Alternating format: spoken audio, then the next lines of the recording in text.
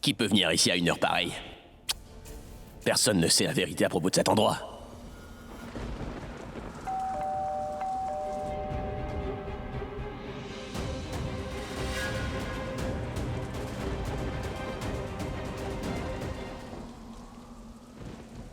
Je veux te parler, Abby. Mais moi, je veux pas te parler, alors va-t'en d'ici, s'il te plaît. Non, je t'en prie, ne me repousse pas. Écoute, c'est très important que nous parlions. Je suis venue ici pour te dire la vérité, je t'en prie. Et pourquoi devrais-je t'écouter, hein? Puisqu'il n'y a plus rien entre nous maintenant, alors pourquoi je devrais t'écouter, moi, hein? Dis-moi. Toi, tu m'as envoyé les papiers du divorce après ton départ, n'est-ce pas? Et tu as anéanti notre mariage, Praga, là voilà la vérité. C'est toi qui as fait le premier pas pour notre rupture et je ne fais que suivre jusqu'au bout. Va-t'en d'ici, je veux pas te parler, Je Praga. t'en prie, ne fais pas ça. Même le Tout-Puissant donne des secondes chances. Je ne veux pas te parler, Praga. Abby, non, je t'en prie. S'il te plaît, Abby, tout n'est pas fini entre nous. Nous pouvons encore sauver notre mariage. Si seulement tu fais un effort, je t'en supplie. Je t'en prie, écoute-moi rien qu'une fois. Allez, ouvre-moi la porte, s'il te plaît.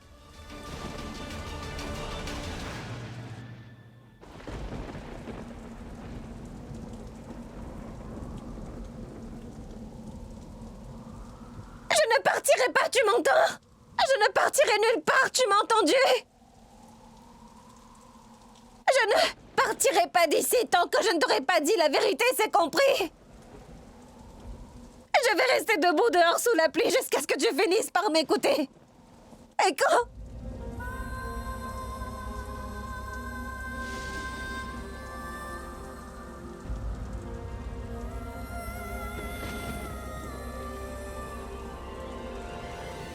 Non, je n'irai nulle part. Qu'il pleuve ou qu'il vente, je te dis que je ne vais pas partir d'ici, Abby, peu importe, si j'en meurs. Et j'ai fait une erreur en partant la dernière fois et je ne la répéterai pas 2 fois. Je vais te dire la vérité maintenant. Et j'ai des preuves avec moi et je ne partirai pas tant que je ne t'ai pas dit la vérité, Abby. Regarde-moi, Abby, rien qu'une fois et laisse-moi te dire ma vérité, s'il te plaît. Oui, écoute-moi rien qu'une fois. Je t'en prie, Abby.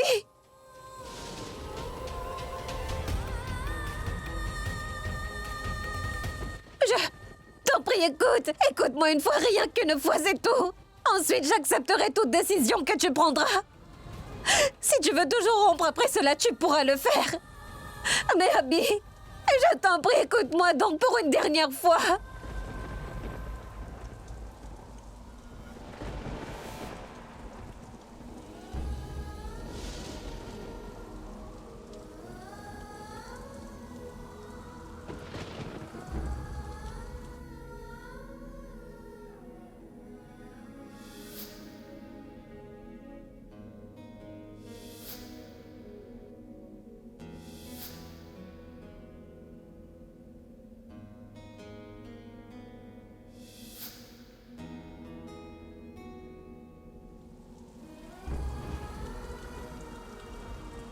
Je t'en prie, écoute-moi rien qu'une fois.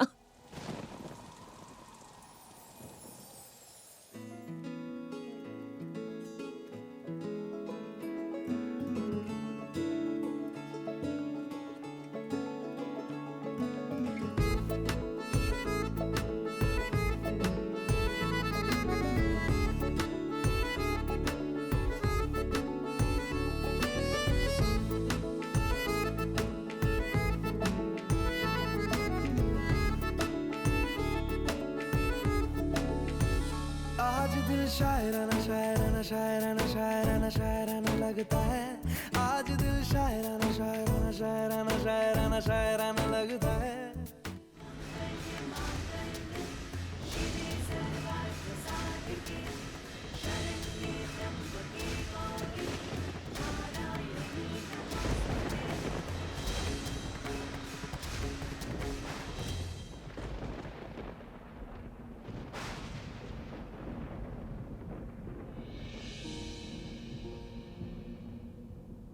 Merci.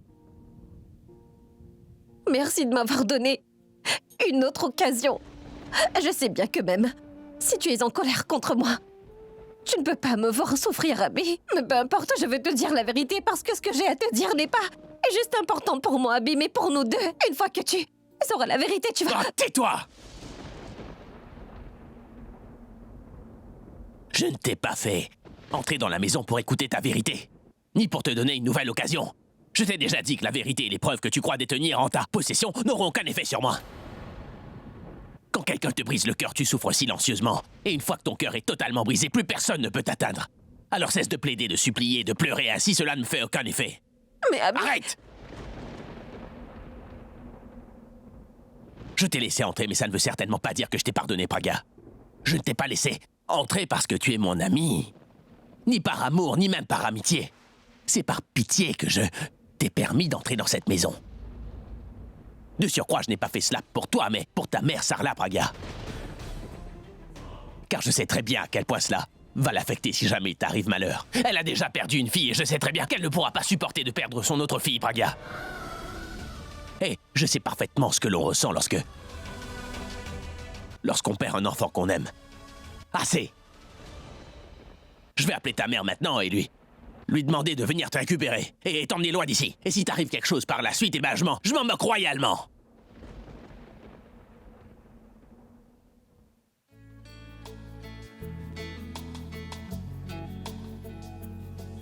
बंदिया तू मुंह मोड़ के ना जा बंदिया दहलीज लांघ के ना जा नैना बेचारे रो रो के हारे छोड़ गया तू किसके सहारे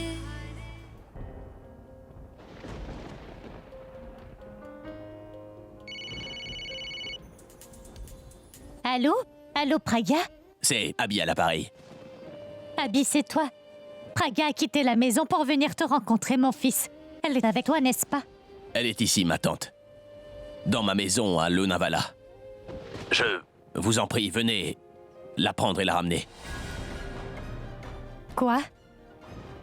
Qu'es-tu en train de dire, mon fils? Que je devrais reprendre Praga? Pardon? Oh, mais est-ce que Praga va bien? Oui, elle va bien, ma tante, mais moi je ne vais pas très bien. Aussi longtemps qu'elle restera ici, je n'irai pas bien, et c'est pourquoi je vous demande de venir la chercher. Laisse-moi parler à Praga, s'il te plaît.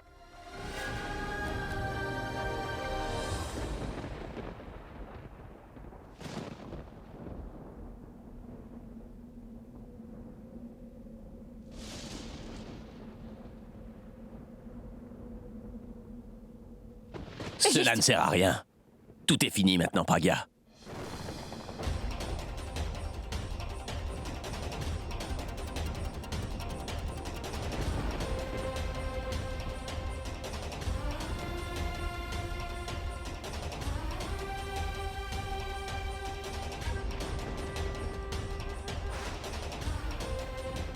Tout est fini maintenant. Nos liens sont complètement brisés. Il y avait un moyen de combler le fossé entre nous, mais il n'existe plus. Personne ne peut plus nous réunir maintenant. Aucune vérité, aucune évidence, rien du tout. Tout est fini. Tout est fini.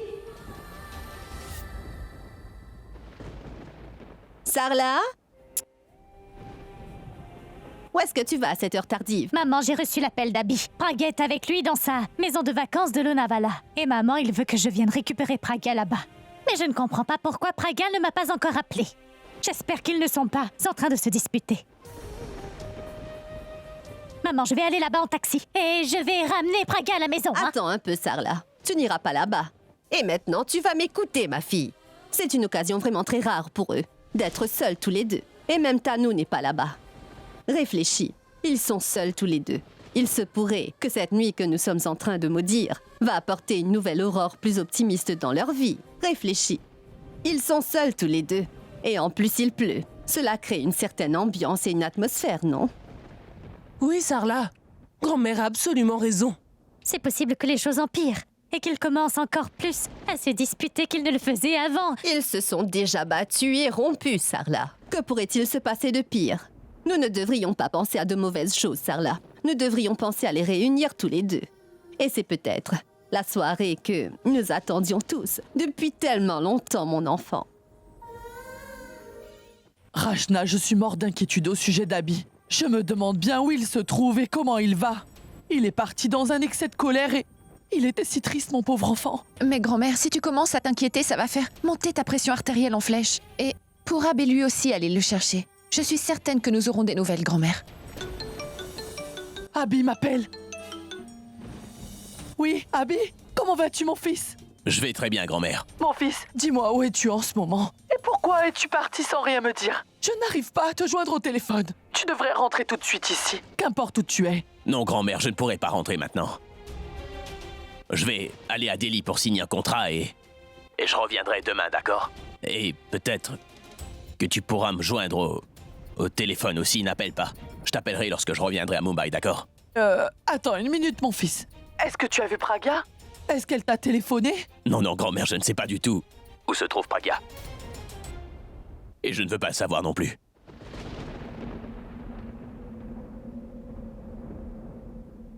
Au revoir, grand-mère. D'accord.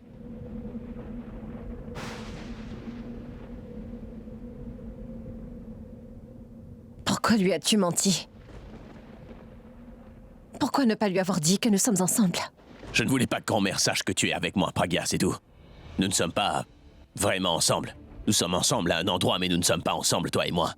En fait, maintenant que j'y pense, j'ai réalisé que nous n'étions jamais ensemble. Alors, laisse-moi tranquille, s'il te plaît. Laisse-moi donc tout seul. J'ai même plus envie que tu sois là comme ça, parce que ça me fait beaucoup trop de mal de te regarder.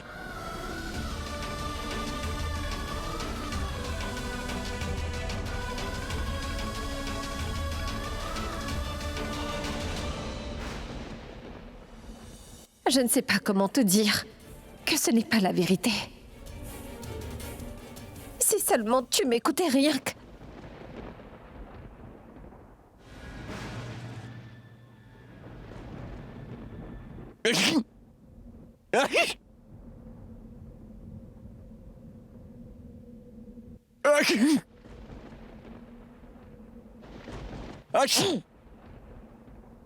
Mais qu'est-ce que tu fais? Prends cette couverture.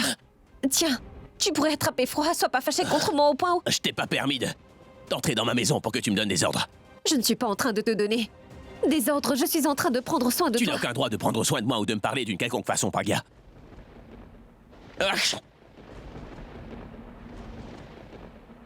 Nous n'avons pas de médicaments ici. Je vais t'apporter quelque chose de chaud à boire. Tu devrais boire cette tisane rapidement et...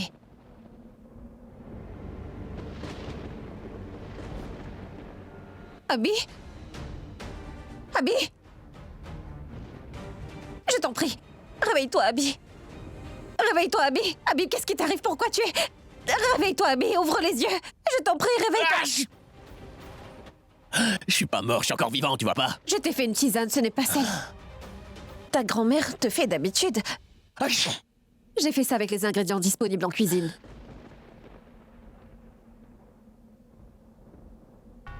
Tu as de la fièvre. Tu sais que d'habitude, quand tu as de la fièvre, elle reste avec toi pendant quelques jours. D'accord, ne t'en fais pas. Bois cette tisane. Nous irons voir le médecin demain.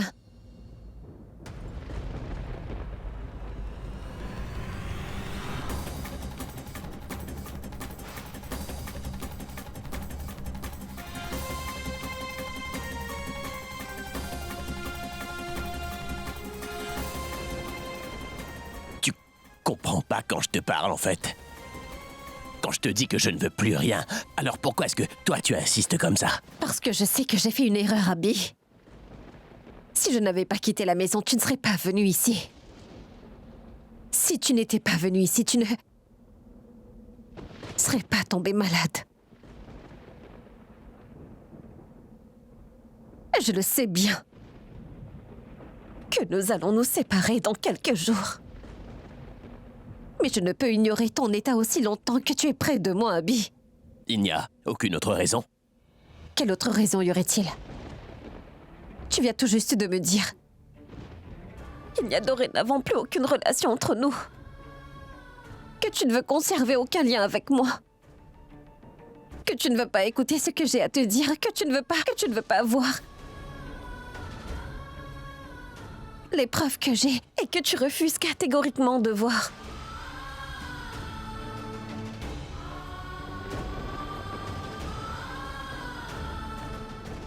Bois cette tisane, d'accord?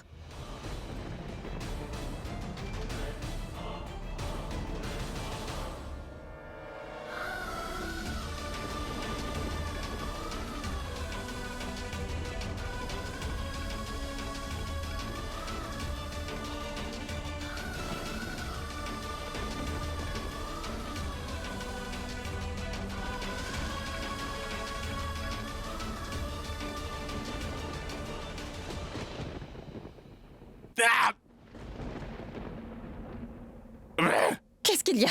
Tu en as jeté sur ta main? Laisse-moi voir, tu ne peux même pas boire une tisane. T'es pas tombé sur ma main, mais la tisane était vraiment très chaude. Elle m'a brûlé la bouche.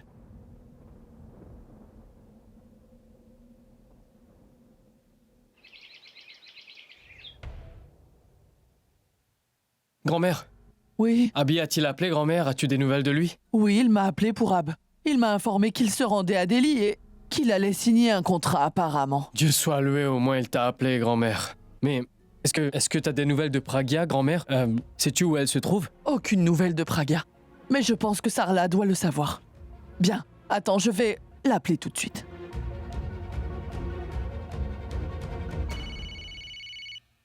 Allô?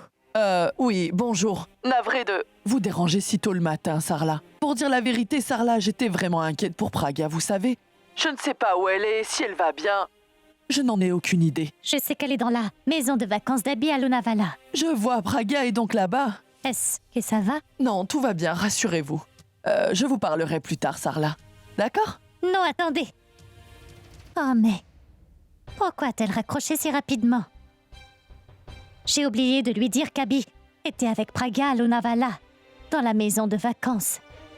Ce n'est pas bien grave, je vais le lui dire quand elle me rappellera. Alors dis-moi, grand-mère, que t'a dit ma tante? Sarla a dit que Pragya était dans la maison de vacances que nous avons à Lonavala. Quoi? Comment ça, Pragya est dans la maison d'Abby? Mais si Abby est à Delhi, grand-mère, que fait Pragya dans la maison à Lonavala? Abby est à Delhi et Pragya est à Lonavala. Cela veut dire qu'ils ne se sont pas rencontrés. C'est extraordinaire. Je dois annoncer cette superbe nouvelle à Nikhil et Alia. Elle a cru que puisqu'il n'était pas ici, il devait être à Lonavala. Oui, grand-mère, c'est fort possible. Parce que hier au téléphone, Pragya m'a dit qu'elle savait où était Abby et où le trouver. Grand-mère, as-tu un numéro de ligne fixe pour la maison de Lonavala? Vérifie, je t'en prie. Le numéro du fixe, hein? Alors, il m'avait fait le noter quelque part. Je crois bien que je l'ai noté quelque part dans mon agenda. Retrouve-le, s'il te plaît. Et dès que tu l'auras obtenu, appelle-moi sur mon téléphone pour me le communiquer, d'accord? Et où est-ce que tu vas? Grand-mère, je me rends à la maison de Lonavala. Quand Abby reviendra de Delhi et que Pragya lui dira la vérité sur Tanu, je pense que je devrais être avec Pragya à ce moment-là. Nous n'aurons pas de meilleure chance pour exposer la vraie nature de Tanu. Je pense que c'est une superbe occasion de soutenir les dires de Pragya devant Abby. Je m'en vais, s'il te plaît, envoie-moi le numéro dès que tu l'auras trouvé. Oui, d'accord. Oui, Alia, qu'as-tu appris, dis-moi? Qu'est-ce que j'ai appris? Ma belle, le haut-parleur. Nikhil est-il avec toi? Oui. Je suis sûre qu'il est venu te voir parce qu'il ne sait pas où se trouve Abby ni Pragya en ce moment, je me trompe? Ah, vraiment? Et qu'as-tu appris, toi, dis-moi? Qui t'a dit que je ne savais rien du tout? Je viens d'entendre la conversation de grand-mère et de Pourab. Je les ai entendus dire qu'Abby est partie pour Delhi. Pragya n'est pas chez sa mère. Elle attend Abby en ce moment dans la maison de vacances à Lonavala. Mais le fait est qu'ils ne se sont toujours pas rencontrés tous les deux. Abby n'a toujours pas vu le film et nous sommes en sécurité. Alia, il nous reste encore une chance. Et on se doit d'être efficace. Tanu, rends-moi un service. Viens à mon hôtel le plus vite possible, nous y sommes en ce moment même. D'accord, je serai là bientôt. Au revoir. Mais pourquoi je n'arrive pas à joindre Pragya? J'essaie depuis longtemps.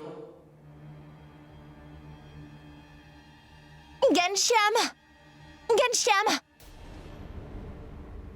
Mais où étais-tu? Je dois aller à l'hôtel d'Alia, dépêche-toi!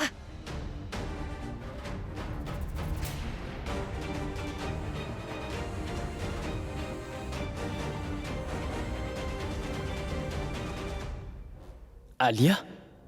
Quoi? Alia est en Inde? Et pourquoi Tanu va-t-elle la voir dans son hôtel? Est-ce qu'Alia est de mèche avec Tanu et Nikhil dans leur complot? Peut-être qu'elle est impliquée dans tout ceci. Pourquoi n'y ai-je pas pensé avant? Peu importe. Mais je dois en savoir un peu plus sur cette histoire.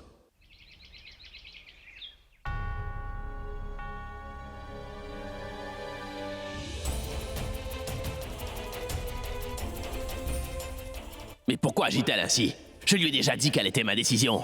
Elle a quitté la maison et a clairement fait savoir ce qu'elle pensait alors. Alors, pourquoi est-ce qu'elle agit ainsi? Pourquoi s'occupe-t-elle autant de moi depuis hier soir? Est-ce qu'elle veut vraiment me dire sa version de la vérité ou bien c'est autre chose?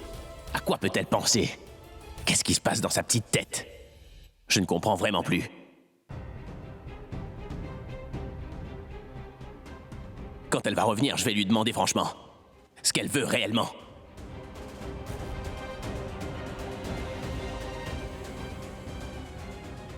Attends, il y a du verre là. Bon sang, qu'est-ce que tu fais? Assieds-toi là. Doucement.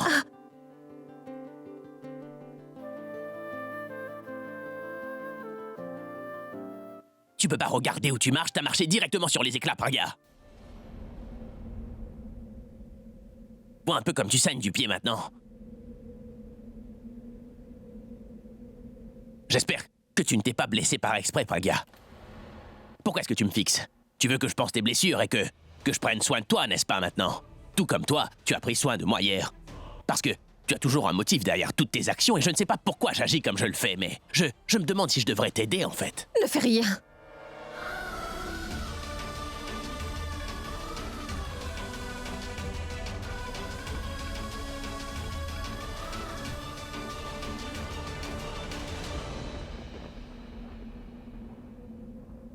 Je peux prendre soin de moi toute seule. En effet, je vois que tu peux.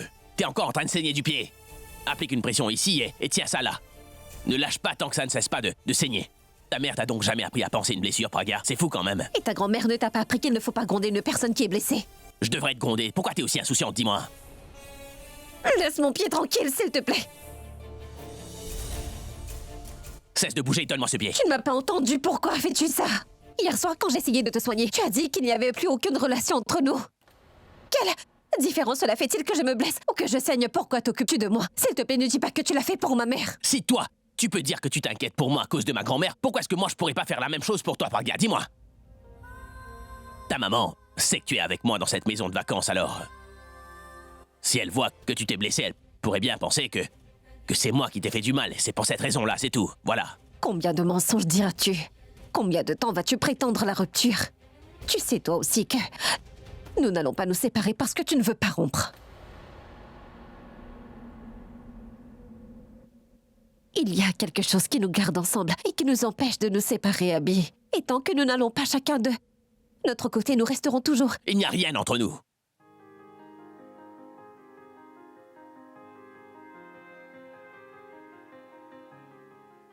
C'est seulement ton imagination.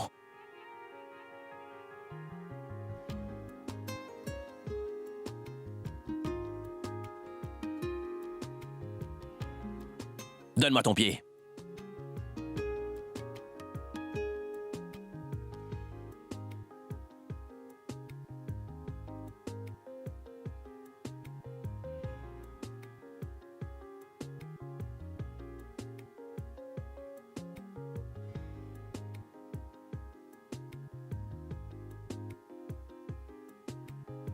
Tout comme les malentendus sont effacés pour moi, tu devrais toi aussi effacer tous ces malentendus.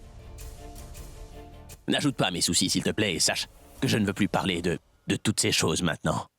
Pourquoi tu ne comprends pas que c'est primordial d'effacer nos malentendus? Pourquoi n'acceptes-tu pas que tu peux rompre ton mariage avec moi, mais que tu ne peux pas te débarrasser des sentiments que tu as pour moi?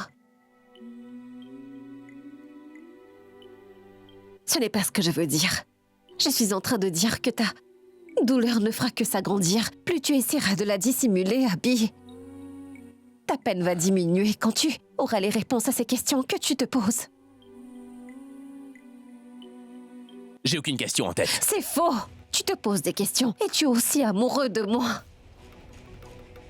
Et même si ce n'est pas de l'amour, il y a bien d'autres sentiments que tu éprouves pour moi, n'est-ce pas? Une fois que tu te rendras compte, tu vas tout réaliser et toutes les questions que tu te poses vont avoir leur réponse, Abby. Il n'y a aucun sentiment, c'est tout. Si tu ne ressens rien, alors donne-moi une chance. Donne-moi juste une chance. Bon, d'accord, je vais accepter que nous n'avons aucun lien qui nous relie et que je n'ai aucun droit sur toi. Je te demande seulement de m'accorder une chance. Je t'en prie, écoute-moi juste une fois. Rien qu'une fois, Abby. Je t'en supplie. Qu'est-ce que tu veux donc dire? Que tu es honnête et totalement innocente, que tu n'as rien fait de mal, c'est Tanou qui a tout manigancé? C'est une menteuse qui a aussi fait parler de faux témoins contre toi, non? Tu veux dire que tu es honnête, mais j'ai déjà entendu tout ça, en fait. Est-ce que ça va durer longtemps? Je ne dirai pas un mot. Cette fois, je vais te montrer quelque chose, c'est tout.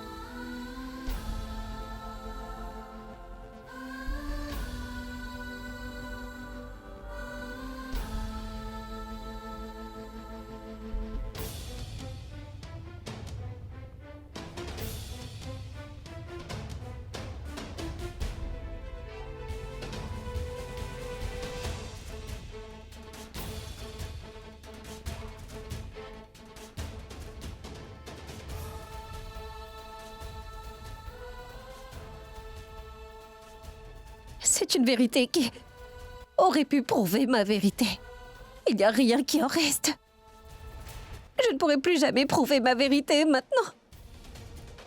Je ne peux même pas sauver notre mariage désormais.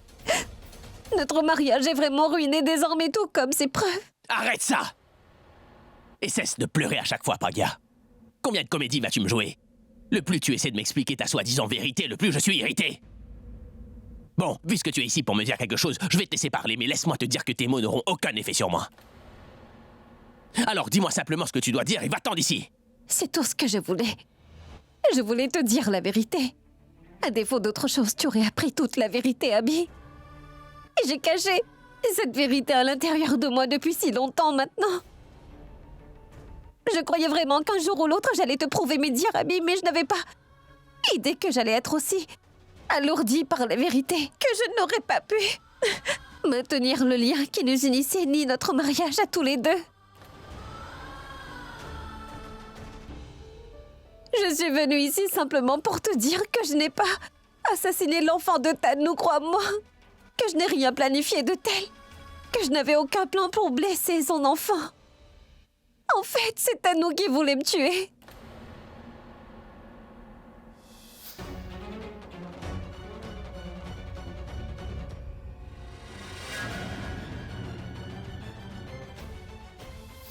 Parce qu'elle savait que j'allais te dire que depuis tous ces mois, elle n'était pas enceinte de ton enfant, mais que c'était l'enfant de Nikhil.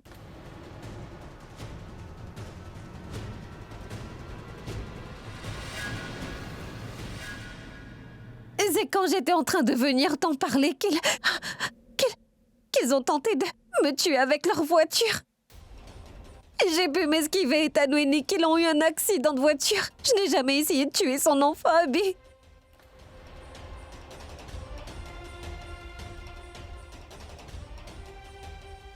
L'enfant est mort parce que Tanou a fait une erreur. Et j'ai essayé de mon mieux de sauver la vie de cet enfant, crois-moi. J'ai emmené Tanou à l'hôpital le plus vite que j'ai pu, mais il était déjà trop tard pour cet enfant. Je voulais tout te raconter quand nous étions à l'hôpital, mais tu étais tellement anéanti parce que l'enfant est mort et je ne voulais pas rajouter à ta douleur, tu comprends?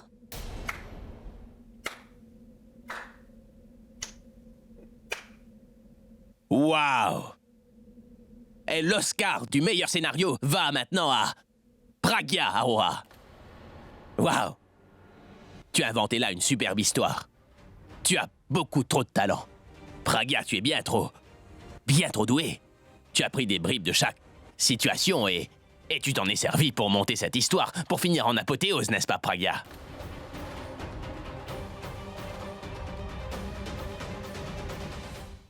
Pragya, si quelqu'un avait entendu ton histoire maintenant, je crois bien qu'il t'aurait cru, mais moi je ne suis pas si crédule. Sais-tu pourquoi? Est-ce que tu le sais? Parce que j'ai déjà entendu cette histoire venant de toi.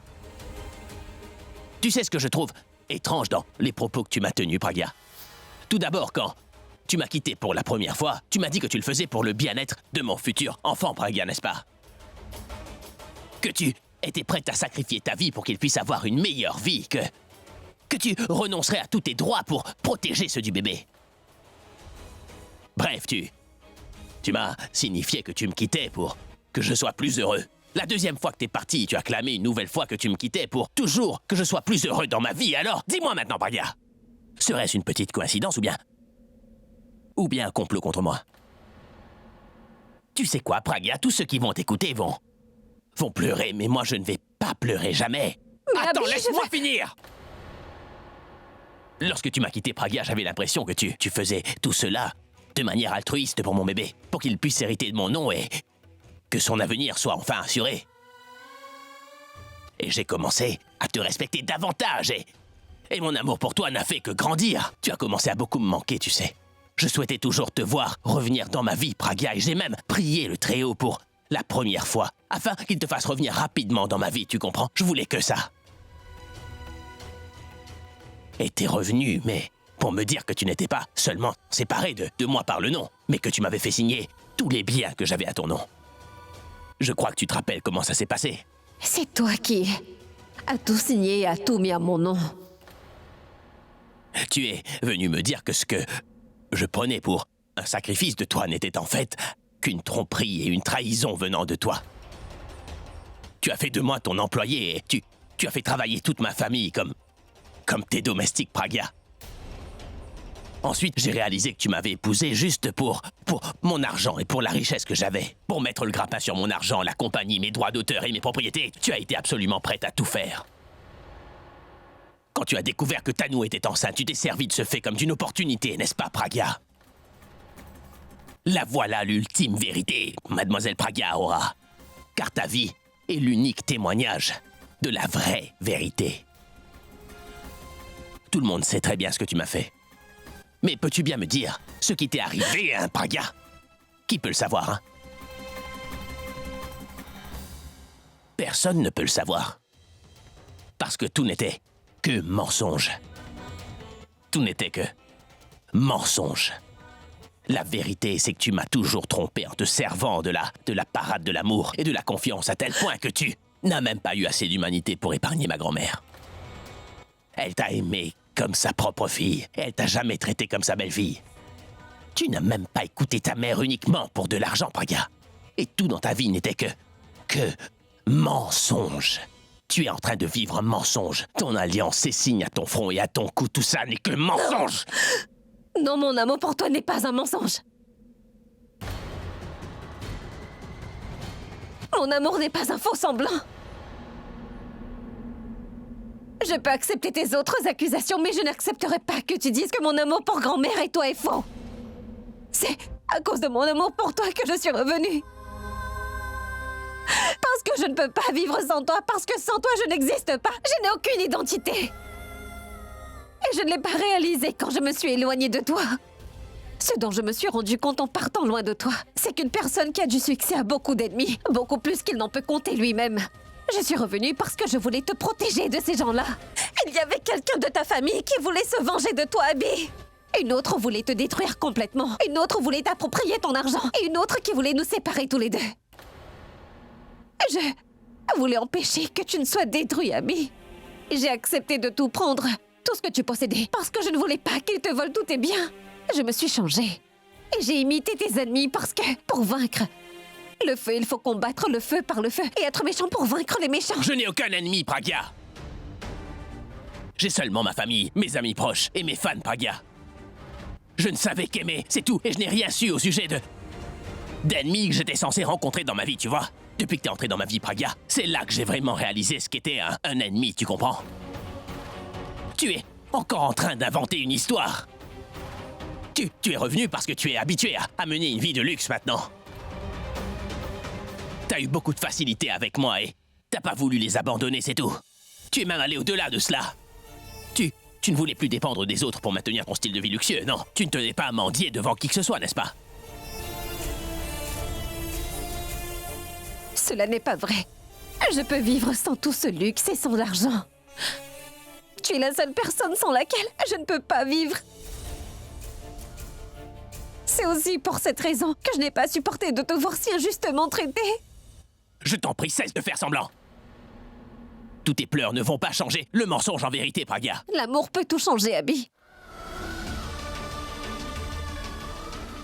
Je suis venue te retrouver avec cet espoir et cette pensée que notre amour pourrait changer nos vies, mais nos ennemis ont jeté le mauvais œil sur notre amour. Tu ne comprends rien, en fait. Assez! Il faut que tu m'écoutes maintenant, Abby. Je vais tout te dire à présent. Du début, puisque je me souviens de chaque jour. Je me rappelle de chaque jour et de chaque moment où j'ai dû interpréter le rôle de ton ennemi, Abby. Et comment c'était une véritable punition pour moi. Alors que je connaissais toute la vérité, mais que je ne pouvais te la dire. Je voyais la haine pour moi dans tes yeux chaque matin. Tu ne peux même pas t'imaginer combien ma vie était difficile.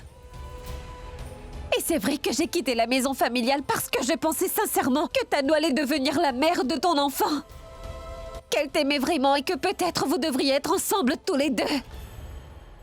Je me suis dit que Tanu te donnerait peut-être l'amour que moi je n'ai jamais pu te donner. J'ai pensé que je devrais partir de la maison puisque c'était dans l'intérêt général. C'est pour cette raison que je suis partie. Je vivais seulement de mes souvenirs et c'était vraiment très dur pour moi. Ensuite, un jour, j'ai appris que tu étais prêt à épouser Tanu. et que tu allais te fiancer avec elle. J'ai beaucoup pleuré, mais j'étais contente que tu aies enfin une vie qui soit plus stable. Et ce jour-là, je suis venue chez toi pour vous féliciter tous les deux. Quand je suis arrivée, j'ai été chercher, mais je n'ai pu te trouver, mais j'ai vu Tanou là-bas. Mais avant même d'avoir pu la féliciter, je l'ai entendu parler au téléphone avec une personne ce jour-là. Oui, oui, je le sais bien.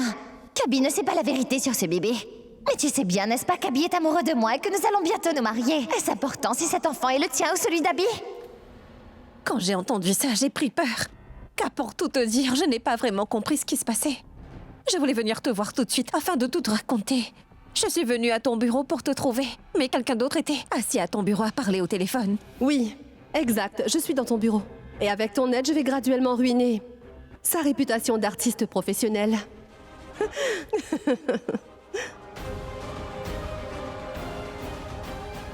C'est là que j'ai réalisé que les deux personnes avec lesquelles j'avais confié ton bien-être étaient en fait tes pires ennemis sous tapis.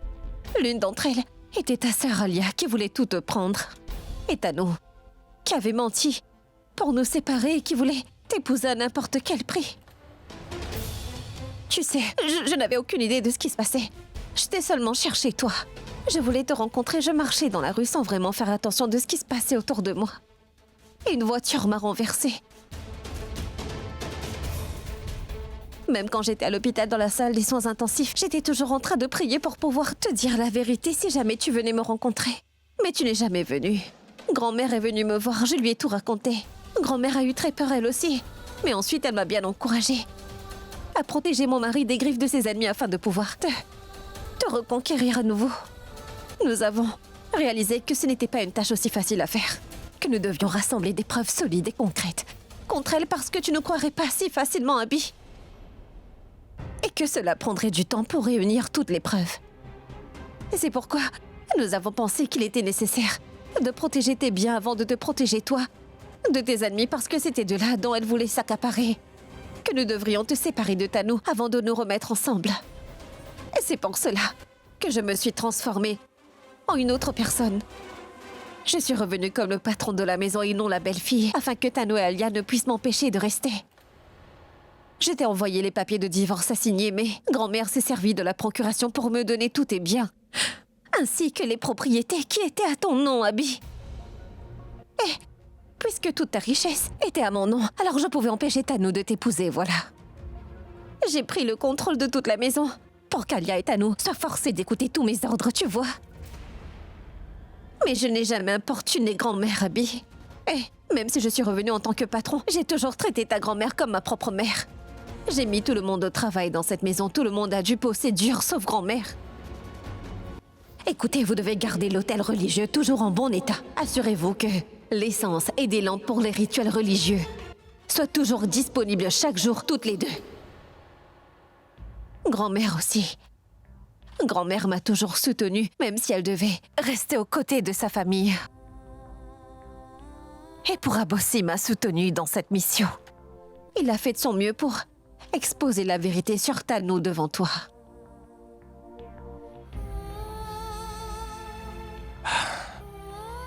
Et Boulboul, elle a oublié qu'elle avait une vie qui lui était propre et elle s'est mise à se battre pour la mienne.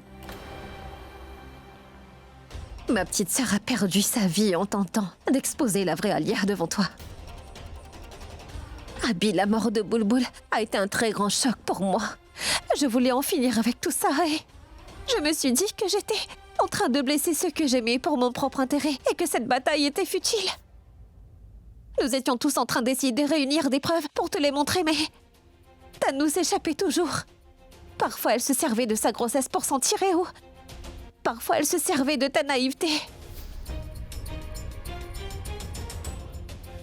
Je sais que tu es triste après tout ce qui s'est passé. Mais crois-moi, je suis aussi attristée que toi tu peux l'être, Abby.